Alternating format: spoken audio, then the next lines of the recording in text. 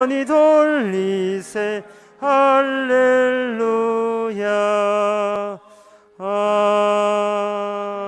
아멘. 하나님의 말씀은 고린도전서 11장 27절에서 29절까지입니다. 신약성경 277페이지입니다. 제가 읽습니다. 그러므로 누구든지 주의 떡이나 잔을 합당치 않게 먹고 마시는 자는 주의 몸과 피를 범하는 죄가 있느니라. 사람이 자기를 살피고 그 후에야 이 떡을 먹고 이 잔을 마실지니 주의 몸을 분변치 못하고 먹고 마시는 자는 자기의 죄를 먹고 마시는 것이니라. 아멘. 주일날 설교가 어렵다는 이야기가 있어요. 저도 곰곰이 생각해 봤습니다. 제 설교보다 성경이 더 어렵거든요. 성경 자체가 더 어려워요. 오늘 본문도 만만치 않습니다. 사실은 성경이 우리 인간으로는 감당이 되지는 않아요. 너무나 어려워요. 이 어려운 것을 어렵게 여기는 사람도 있고, 놀랍게도 이게 신기한 이야기인데, 이게 성경 말씀이 뭐가 어려워요? 라는 사람도 있어요. 그래서 이게 정리하면 이렇게 됩니다. 이 두 종류가 있는데, 제가 언제 민수기 강의할 때 그런 이야기 했는데, 원통이 두 개가 돌아가고 있어요. 원통이 안에 작은 원통이 돌아가고 있고, 그 바깥에 큰 원통이 돌아갑니다. 이 두 가지의 원통이 돌아가는데, 그 바깥의 원통과 두 개의 원통이 서로 만나지 않고 따로 돌기 때문에 바깥 원통에 거기에 묻혀서 살아가는 사람은 안에 있는 돌아가는 원통을 이해하지 못하게 되어 있습니다. 이런 이야기예요. 세상 중심은 처음부터 하나님 중심으로, 예수님 중심으로 돌아갔는데 이게 원통이다 이 말이죠. 그런데 그 바깥에 인간이 범죄하고 난 뒤에 자기들끼리 돌아가는 어떤 공동체적 원통이 있어요. 그 원통은 뭐 마르크스까지 이야기할 필요 없이 그 바깥에 돌아가는 인간의 원통은 이겁니다. 자기 노동으로 자기 소유화시키는 원통입니다. 이게 세상입니다. 자기 노력으로 자기 소유화시키는데, 이게 인간이 범죄하고 난 뒤에 모든 도시마다 국가마다 그랬는데, 이게 자본주의가 되다 보니까 이게 시장 원리로 돌아가는 겁니다. 그러니까 내가 노력해서 내 소유 삼으면 되겠는데, 이것이 시장에 나가서 자기 노동도 하나의 상품으로 팔아야 되거든요. 제 상품 어때요? 제 노동 가치가 어때요? 라고 하다 보니까 이제는 내가 소박하게 텃밭 가꾸고 사는 입장이 아니고 남들의 눈치를 봐야 돼요. 여러분들이 원하는 노동의 질은 어떤 건데요? 제가 제공해 드리겠습니다.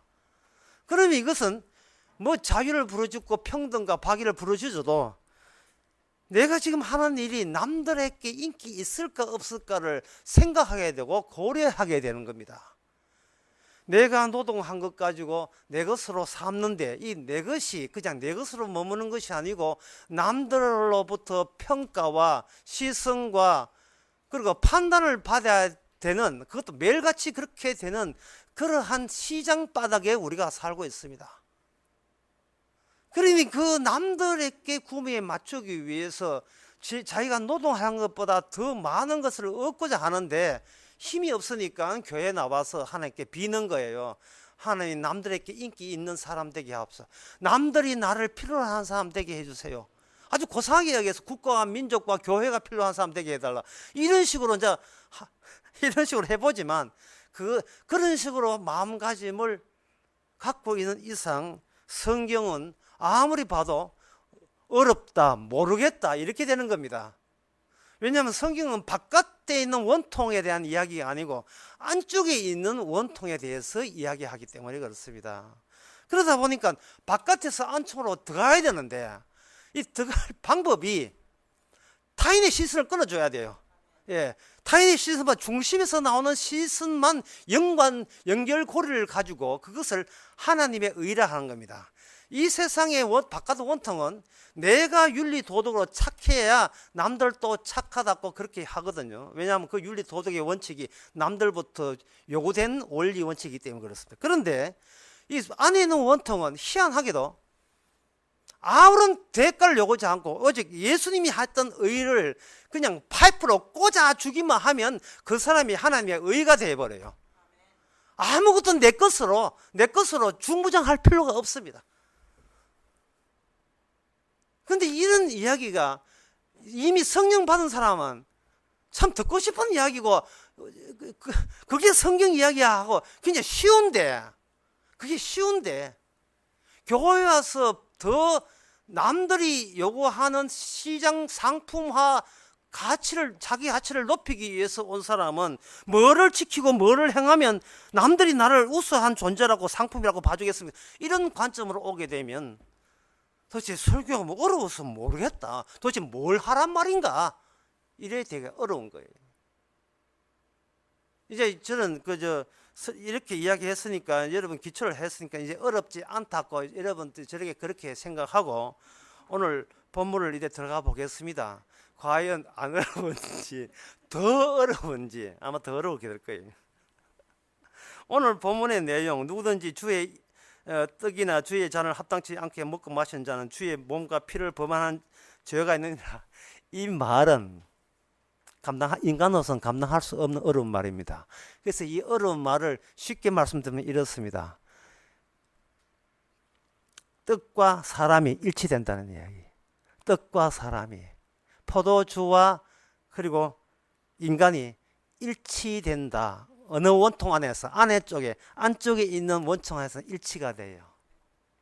그래서 사람들이 떡을 먹고 밥을 먹는다 하는데, 그게 떡을 먹고 밥을 먹고 이제 포도주스를 먹고 하는 그 어떤 대상은 치우고요. 먹는다는 거, 이게 뭐를 집어 먹는다는 게 내가 먹는 게 아니고 내 몸이 배고파 할 때 나는 먹고 난 뒤에 그 다음에 내 몸의 자아가 나는 뭐를 먹기로 결심했다고 뒤늦게 정리하는 식으로 그렇게 정리를 해버려요.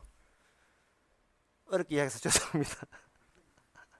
몸이 먼저고 몸의 욕구가 먼저고 그 다음에 내가 뭘 했다가 판단했다 하는 것은 그거는 지닥거리 하면서 변명적으로 정리되는 거예요.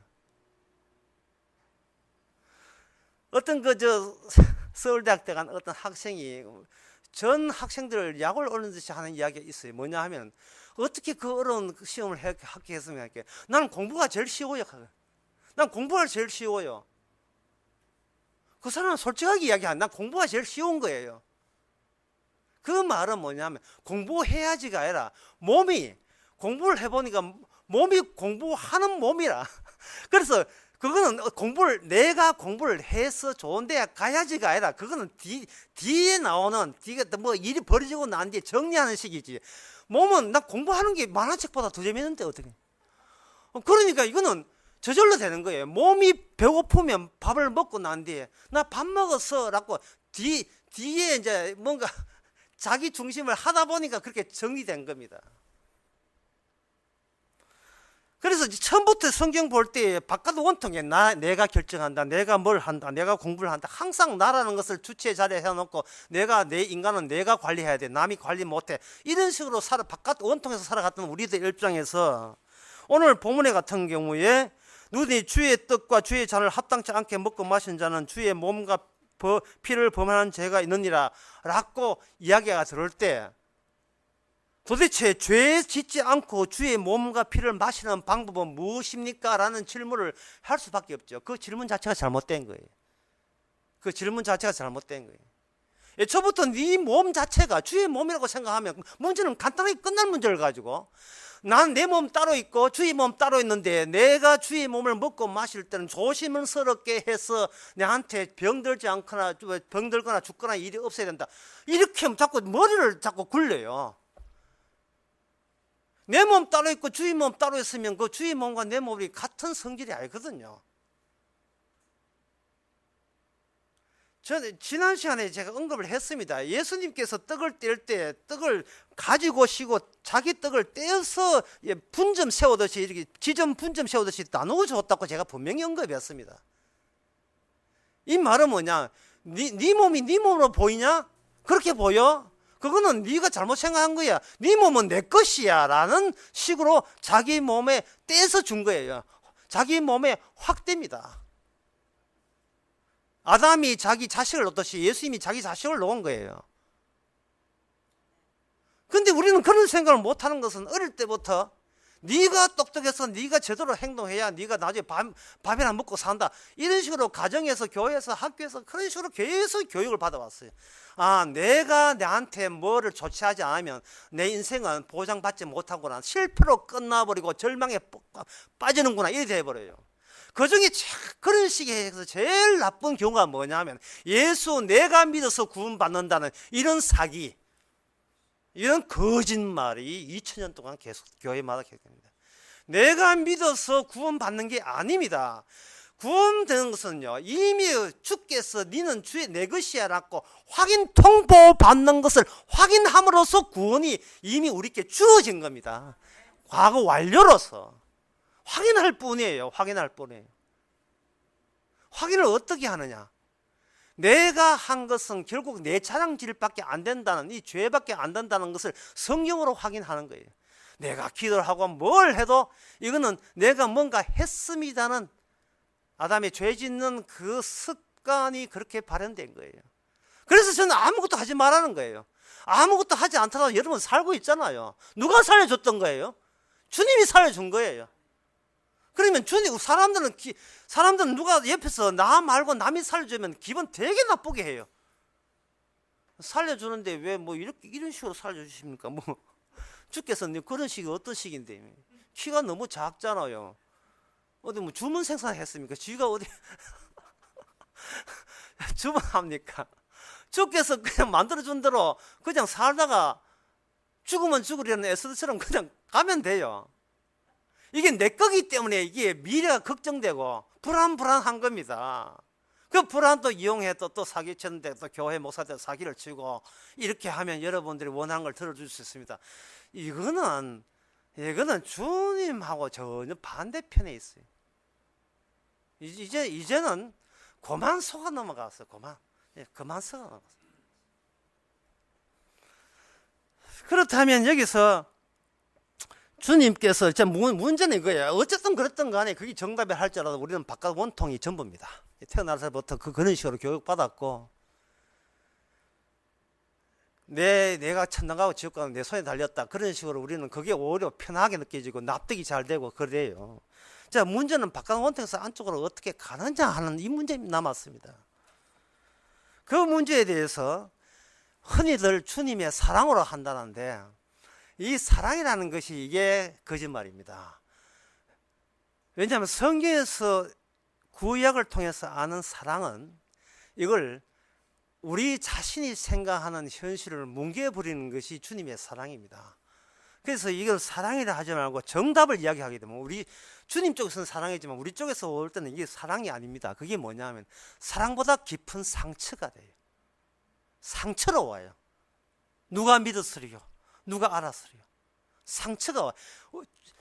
나로 인하여 피 입은 상처가, 주의 상처가 내 몸의 중심부에 박혔을 때 우리는 바깥 원통 안에 안원통이 이미 들어온 게 돼요. 사랑보다 깊은 상처라는 것을 좀 이렇게 바깥 세상에서 좀 놀아본 사람들은 뭐 뜻인 줄 압니다. 오랫동안 기다려 왔어. 내가 원했던 너였기에. 이게 뭐냐면 임재범 차이지에 불렀던 노래 제목입니다. 사랑보다 깊은 상처. 그런데 오랫동안 기다려와서 내가 원했던 너였기에. 근데 이게 가사에 보면 중요한 가사가 나옵니다. 이 모든 것이 나의 상상이었어라는 대목이에요. 나의 상상이었어. 나의 곁에 있는 늘 나는 상상했다는 겁니다. 그렇다면 뭐냐? 우리가 말하는 이 현실, 우리가 원했던 현실은 바로 나의 상상의 산물이다 이 말이죠. 내 몸도 나를 상상했고 내 신체가 내 주변에 눈에 띄는 게 전부 다 우리는 그것이 리얼리티 현실도 알지만 사실은 우리의 상상의 산물이에요. 그 상상의 산물을 그 결과적으로 그걸 뭐라 하면 심볼이라고 합니다. 상징이라고 합니다. 상징. 모조리 전부 다 상징이었어요. 상징이라는 말은 제가 말하는 상징이라는 말을 할 때는 여러분 어떤 뉘앙스냐 하면 허구란 뜻입니다. 허구란 뜻이에요. 그게 성경에 나옵니다. 이게 로마서 5장 14절에 보면 이런 말씀 나와 있어요.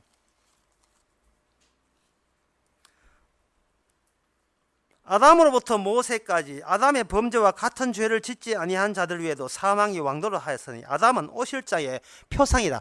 아담은 오실 자의 표현하는 상징이다. 이래서 아담이 상징이라는 겁니다.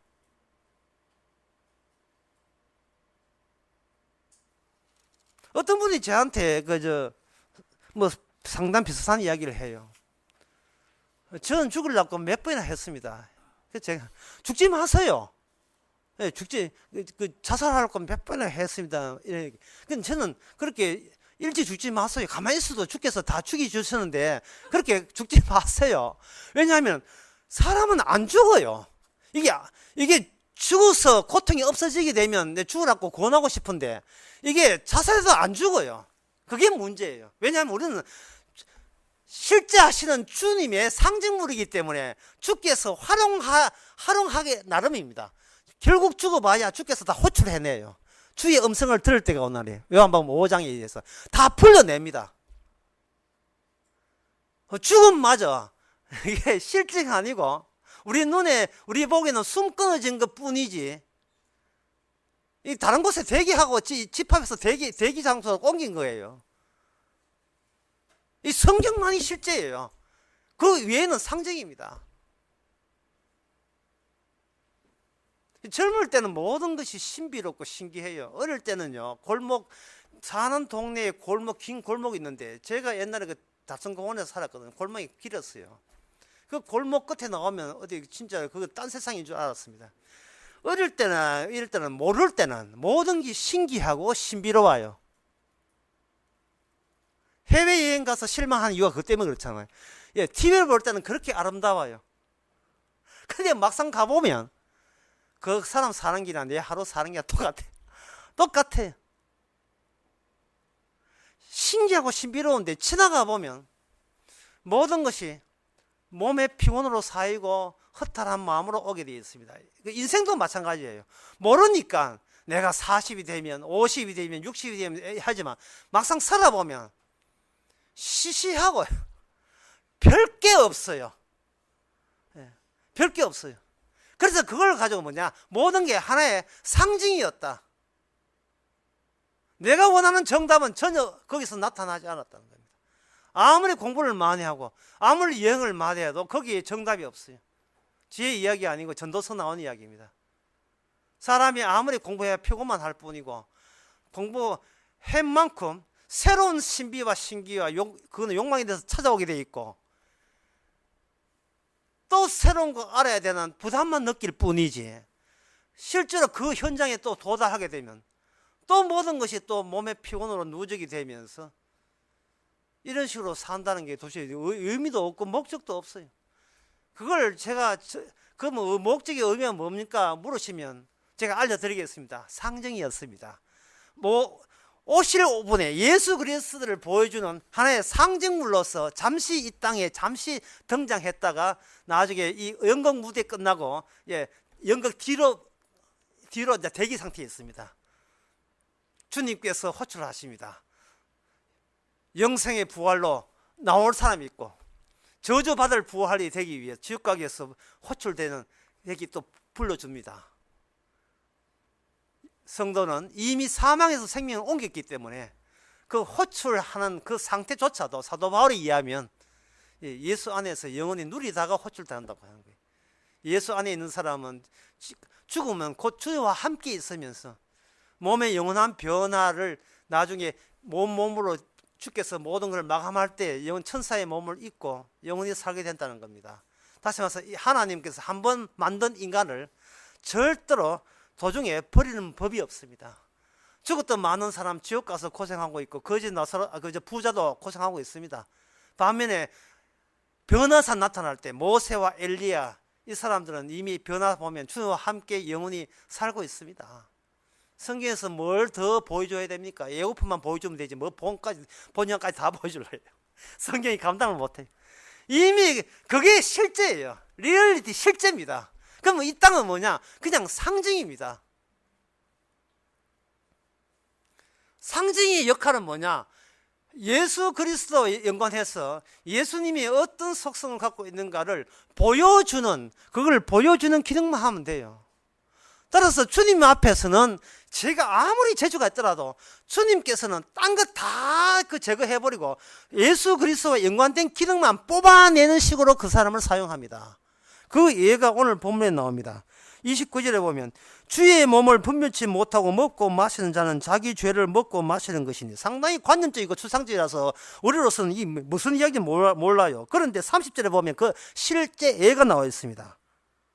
우리를 이름으로 너희 중에 약한 자와 병든 자가 많고 잠자는 자도 적지 아니하니, 잠잔다는 건 죽었다 이 말입니다.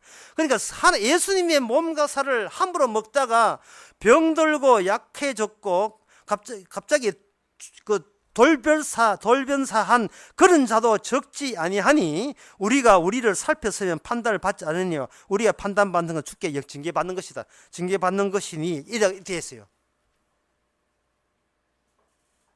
예, 이 대목을 그동안 이 대목을 아마추어들이 보면서, 뭐 프로도 마찬가지지만 아마추어 보면서 얼마나 겁을 집어먹었겠어요. 이게 성만찬 하는 게 겁나요. 괜히 성만찬 만들어가지고 잘못 먹어가지고, 예, 잘 먹고 이거 먹고 난 뒤에 하나님 앞에 저주받아가 졸지 죽는 수가 있고 아플 수 있고, 그거는 이제 죄의 경중에 따라서 많이 죄진 사람은 그냥 졸별사하고 죽고, 좀 적은 사람은 감기 정도로 예, 판콜 A 정도로 때울 수 있는 그런 병에 걸리는지, 이는 공포스러운 성만찬이 되고 마는 겁니다. 그래서 성만찬 끝나고 난 뒤에는 이제는 서로를 살피게 돼요. 아무 일 없었어요. 어디 종기 난다는지 그런 일 없었어요.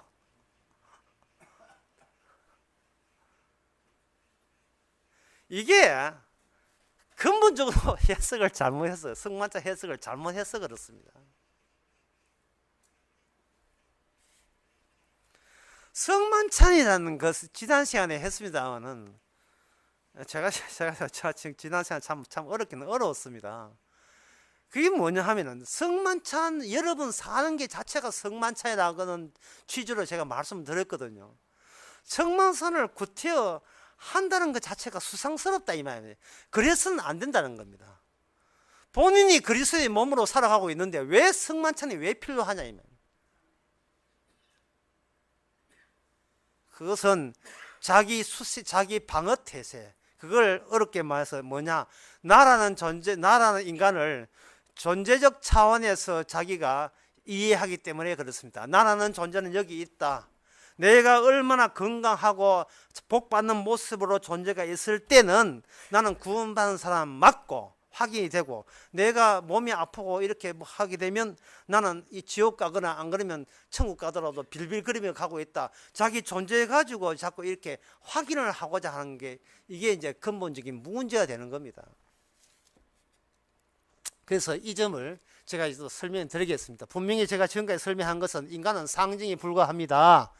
상징에 불과하기 때문에 주체는 따로 있어요. 예수님의 상징, 오실 자의 표상. 모든 아담의 후손들은 오실 자, 예수님 한 분의 상징물입니다. 이런 거예요. 이게 상징물이니까 저 뒷자리에, 그 목적 자리에, 서술 자리에 있어야 돼. 주인 자리에는 우리가 그 안에 꽤 차고 있으면 안 돼요. 주님으로 인하여, 주님으로 말미암아, 주님 때문에 제가 있었습니다. 이렇게 돼야 돼요. 주님 때문에. 그렇다면 주께서 십자가를 반복하는 것도 내 쪽에서 반복하는 것을 만들어내지 마. 형식과 제도를 만들지 마시고 성만찬 하지 마시고, 이미 주님께서 사건들을 반복해요. 그 사건의 범위가 오늘날 우리가 그 성만찬 죽으신 날 밤에 반복성 안에 우리가 이미 놓여면서 우리는 지금 대구에 살고 있고 서울에 살고 있고 이렇게 살고 있는 겁니다. 주님과 끊어졌어요? 아니지요. 그러면 주님과 이어졌습니까? 그렇지요. 그렇다면 이어졌으면 여러분 속에 주의 말씀이 활동하고 있습니다. 내가 지키는 말씀이 아니라 주께서 집어넣어서 그걸 현실화시키는 활동이 있습니다. 그 현실화는 내 속에 하나의 상처로 계속 쌓이는 거예요. 상처로. 우리가 껍데기가 너무 자본주의에 물든 껍데기에 대해서 이거는 우리 속에 주께서 진짜 안에 있는 원통은 상처로 우리 안에 박혀 있습니다. 이 빼고 싶어도 빼지를 못해요. 지옥 가고 싶어도 지옥을 못 갑니다. 이상한 상처가 날라들어가 돌멩이 하나 날라가지고 이게 박혀가지고 이게 자꾸 우리로 하여금 사람을 의식하지 않고 오히려 주님을 더 의식하게 만드는 요인이 여기서 자꾸 발생되게 만들어요. 예. 그건 무심코 술, 담배 할 수 있는데 해서는 안 되겠다는 생각이 자꾸 드는 거예요. 이게 뭐 건강상 이유가 아니고 내 몸이 아니라는 그건 필링, 느낌. 이 자꾸 그런 느낌이 온다 이 말이죠. 내 몸이 아니라는 거.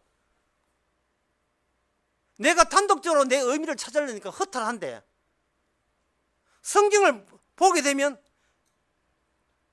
이것이 주께서 나를 다룬다는 느낌이 오는 걸 내가 어디 말릴 수가 있어야지. 남들 눈치 보면서 보기 위해서 어떤 일을 하는 것이 아니고 주께서 심어 놓은 거예요. 당신 그 회사에서 왜 일합니까? 옛날에 일을 해서 난 뭐 어디 성공에 출입하는데 지금 그게 주께서 그 일을 시켰네요. 간단한 말이에요. 주인의 자리에 거기 주의 자리에서 자기를 그걸 비워버렸어요. 자기는 버리고 자기는 그 주인 때문에 발생된 어떤 결과물이에요. 결실물이고 그런 관계에 살아가고 있습니다. 그러면 그런 관계, 주어의 반대 관계가 어떻게 평소에 인식이 되는지를 이제 설명해봐야 더 어려워지니까 쉬운 예를 들겠습니다. 제 딸이 초등학교 3학년 때였는데요. 제 딸은 지금도 순진하지만 지금 아직도 순진하지만 걔는 참 순진했어요. 사촌이 있었는데 사촌의 걔가 우리 같은 사촌이니까 지상이 제대했거든요.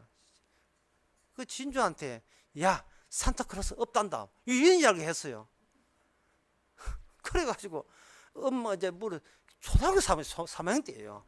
엄마 산타클로스 없는 거 맞나? 제어이가 없다 하는데 아니야 있어. 그 봐 있잖아. 이제 제 딸은 그렇게 생각했습니다. 그래서 이제 크리스마스 가까워 왔는데 제 아내가 크리스마스 준비 주기 위해서 이제 몰래 이제 하양에 가가지고 그때 이제 박사에 있었거든요. 와촌에 하양 가가지고 이제 그 시장 갔다 오게 되면 하여튼 뭐 사들고 오면 걔가 제일 먼저 풀어요. 제 뭐든지 뭐가 사왔는지 제일 푸는데 그날 또 뭐 무심코 방심하다 보니까 그 짐을 딸이 풀었어요. 푸니까 크리스마스 관련된 어떤 선물이 나왔다 이 말이죠. 예. 엄마 이건 뭔데? 이 크리스마스 선물이다. 산타클로스 할아버지가 줬다. 산타클로스 할아버지가 어디서 만났는데 하양에서 만났다. 하양에서 만났다.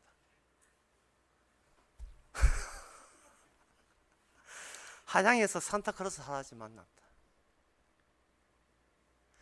그 사촌전은 제어이는 산타클로스 할아버지가 없다는 그 순간부터 더 이상 선물이 끊어졌어요. 이게 중요한 겁니다. 믿음이 없으니까 선물도 덩달아 그 순간 날아가 버렸어요.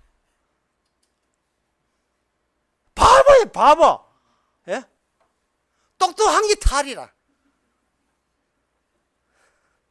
세상 모든 일은 진리를 알기 위해서 열심히 하잖아요.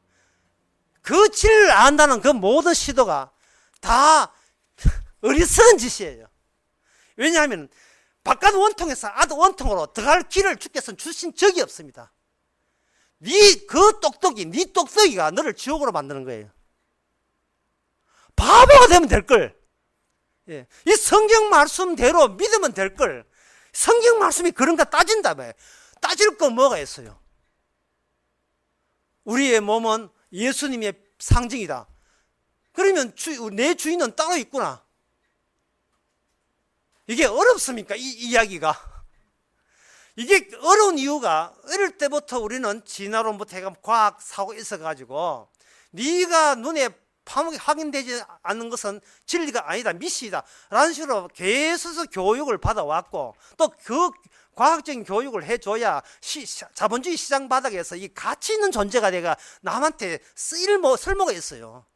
그러니까 남의 원하는 대로 그 타인의 욕망대로 따르다 보니까 스스로 똑똑한 인간인데 그게 바보가 돼요.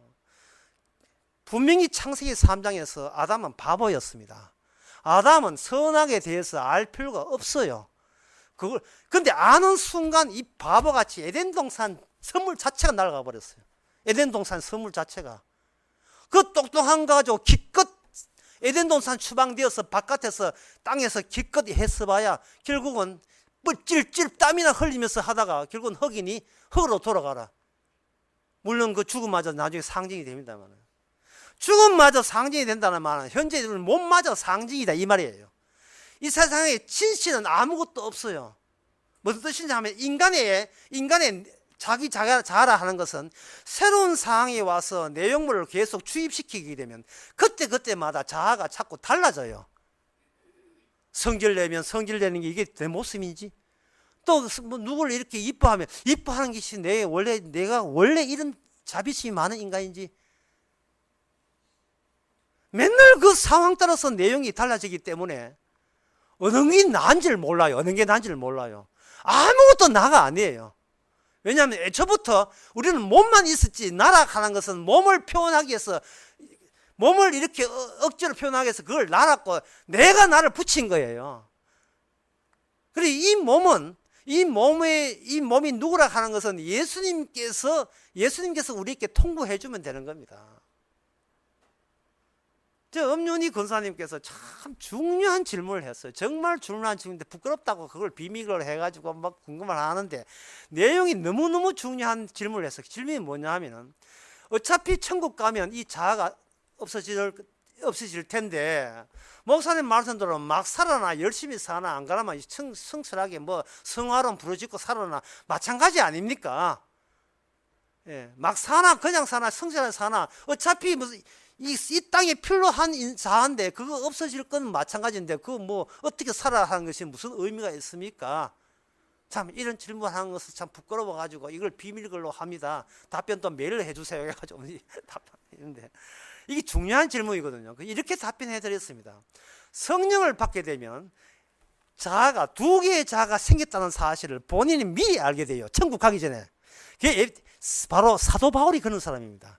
사도 바울은 옛사람 따로 있고 새사람 따로 있어요. 새사람은 뭐냐? 내가 십자가에 못 박아 죽은 날이 이제 내가 사는 것이 아니라 그리스도가 사신다는 주께서 새롭게 만들어준 자아를 알고, 또 사도 바울은 디모데전서에 보면 나는 죄인 중에 괴수다 하는 자아도 있어요. 성령 받는 사람의 특징이 뭐냐 하면은 하나의 자아가 날아가 버리는 게 아닙니다. 옛사람이 날아가는 게 아니고 오히려 또렷하게, 그리고 살면 살수록 나는 이런 인간이구나 하는 것을 오히려 더 살갑게 느껴지는 거예요. 살갑게. 두 개의 자아가 되고 난 뒤에 사도 바울은 고린도 후서에서 하는 말이, 주여 이 몸을 어서, 내 소원이 있는데 빨리 죽어서 새로운 자아에 합당한 그런 새로운 장막을 입기를 원합니다. 고린도 후서 5장에 나오는 말씀이에요.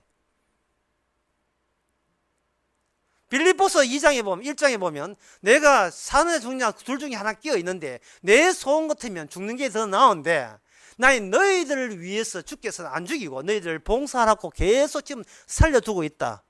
이렇게 이야기합니다.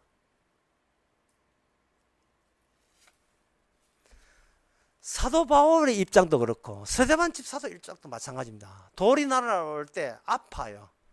그러나 스데반 집사님은 주님과 함께이기 때문에 이렇게 얘기합니다. 주여 저들의 하는 일을 알지 못합니다. 주여 저들을 용서하옵소서. 보통 사람한테는 주님이 저 딴 동네에 있지만 스데반 집사는 같은 거실에 소파 앉아 같이 앉아 있어요. 같은 거실에 있어요. 주님 마주 있고 자기는 사도 바울은 여기 앉아 있습니다. 상징인 인간들이 상징적인 돌멩이를 들고 던져요. 그들은 자기들 시각에 보이는 스데반 집사의 모습이 전부입니다. 그들 눈에는 누가 안 보이느냐? 예수 그리스도가 스데반 집사와 함께 있는 걸 보여주지 않습니다. 사도 바울이 다메섹 내려갈 때 우리가 쳤는데 다른 사람은 우리가 쳤습니다고 했는데 사도 바울은 우리가 친 게 아니고 주과 대화하고 있는 중이었습니다. 다른 사람은 몰라요. 그들은 상징에 불과하기 때문에. 그러나 사도 바울의 상징은 뭐냐? 주와 이렇게 내통되어 있고 호수로 연결되어 있어가지고 뭐라고 하냐 하면 주여 누구십니까? 나는 네가 핍박하는 나사렛 예수다. 다른 사람들 옆에 들으면 저 사람 좀 뭐라는 거야? 좀 미쳤어. 왜 그래? 뭐라는 거야? 그래서 사도 바울은 미쳤다는 거예요. 고린도후서 5장에서 사도 바울이 하는 말이에요. 그래 미쳤지만 나는 주의 사랑에 미쳤다고 해야 해요. 주의 사랑에. 나는 너희들이 모르는 것을 이야기한다. 너희들이 모르는 것은 나는 너희를 설득시키고 납득할 의사는 전혀 없다. 주께서 외치니까 외칠 뿐이다. 주께서 살려고 하는 건 살 뿐이지 너희는 실컷 살아라. 바깥 원통에서 나는 이미 그 바깥에서 이미 죽은 자다. 나는 죽었던 그 자, 저주받을 자가 뭔 걸 나는 내 코앞에 똑똑히 보고 있다. 그것은 내 몸에서 나오는 아주 그때 떠나지 않고 있는 내 몸은 욕구는 아무리 정신적으로 주기 바르게 살고 싶어도 나는 자랑질 하고 싶고 나는 부자 되고 싶고 나는 큰 목회하고 싶고 나는 인기 많고 싶고 돌이 떡대하고 싶고 세상의 모든 부귀영화 갖고 싶어. 이게 살아날수록 이게 없어지지 않고 똑똑히 다가옵니다. 그게 옛사람인 걸 똑똑히 안다는 그 사람은 바로 성령 사람 새 사람이기 때문에 그게 보이는 거예요. 다른 사람은 보이질 않아요. 성만찬 떡 조심해서 먹어서 내가 안 아파야지. 이게 옛사람이에요. 이게 옛사람이에요.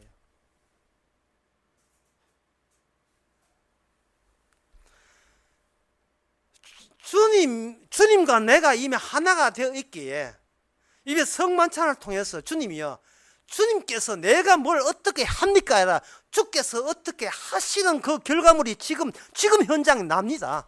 따라서 주께서 어떤 기능을 보여주시고자 제가 성만찬 하고 난 뒤에 몸이 아파야 한다면 아픈 기능을 저를 통해서 실시해 주시옵소서. 그래야 돼요. 실시해 주시옵소서. 침대에 누우라면 죽게 해 주시고 죽어야 된다면 죽게 해 주시옵소서.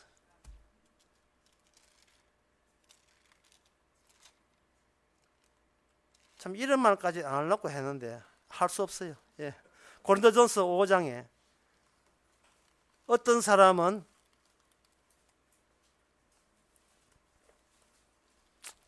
아비의 아내를 취했다가 졸지에 죽은 사람이 있습니다. 근데 여자 밝히다가 죽었다 이 말이거든요. 예. 그런데 놀라운 사실은 이런 육은 이런 껍데기는 사탄에게 내주고 몸은 주의 날에 구원을 얻게 합니다. 이 대목입니다. 바람 피워도 구원 받습니까, 목사님? 묻고 싶어서 입을 건질건질한 거예요. 바람 피우는 죄 짓는 거고 바람 피우면 나쁜 짓이에요. 그러나 바람 안 피우는 것도 나쁜 짓이라는 겁니다. 왜? 어떤 경우라도 내가 바람 피워도 출부의 자리에 있는지 아니면 주의 자리에 있는지 바람을 안 피워도 내가 알아서 정신 차려서 바람 안 피웠습니다 하면 지옥 갑니다. 이거 가면 아멘 안 나오네. 마음속으로 어떤 여자를 그리워할 때 그거는 주께서 그렇게 하셨다면 예 하겠습니다 할 때 여자는 이상하도록 밝히고 천국은 가고 꼭 먹고 안 먹고 진짜 꼭 먹는 건지 알 먹는지 모르겠습니다. 꼭 먹고 앓는 상태예요. 왜 그런 자유가 없습니까? 주님한테 종속되라 이 말입니다. 모든 매사를 내가 주인공 삼으니까 지가 벌벌 떠는 거예요. 예, 근데 이런 짓 하면 내 벌 받지 싶보다 이런 짓 하면 사업 망하시 보다 사업 망해도 뭐든 주께서 주신 건데 네 것이 아닌데 네가 벌벌 떠고 있느냐. 이건 바깥 원통했다는 그 성질이 그대로 남아있어 그래요. 예, 남들이 나를 어떻게 생각하겠는가. 나를 망했다고 욕하겠지. 나 그럼 못 살아. 나 죽고 말 거야. 남에 따라서 죽고 살고가 이게 말이 돼요? 인간은 상징물인데, 주님의 상징물인데, 주님이 없으니까 자기가 자신만이 자기가 유일한 현실이 되고 말았던 겁니다. 마귀가 주님을 반대하는 이유를 아시겠죠? 너희들이 보는 게 전부 다 마귀는 이야기하고, 성경은 말합니다. 바깥 안에 있는 원통은 네가 있는 네 몸은 네 몸이 아니고 주께서 십자가 달렸던 그 사건의 결과물이 바로 지금의 너 몸이고 너 속해 있는 존재 상황이라는 겁니다. 따라서 네가 뭘 먹든지 마시든지 주님에 의해서 주어진 것이라 해서 범사에 감사하라, 이 말입니다. 주기도문이 그거잖아요. 간단해 보인 주기도문. 모든 일의 범사의 마지막이 모든 것이 주께 영광을 돌리는 거예요. 이게 주기도문이에요. 그 중간이 뭐냐? 내 죄를 사해 주시고 내가 내 주인의 자리에 하지 않게 달라. 모든 것이 결과로 주어진 은혜로 사는 건데, 이게 원래 자리예요. 원래 자리예요. 뭐 세상스럽게 착한 일을 하는 게 아니고 원래 자리가, 피조물 자리가 원래 자리예요. 이게 아담이 상실한 자리입니다. 아담이 놓친 자리예요. 오실 아담이 우리에게 놓쳐버린 아담의 자리를 우리에게 거기다가 다시 집어넣은 겁니다.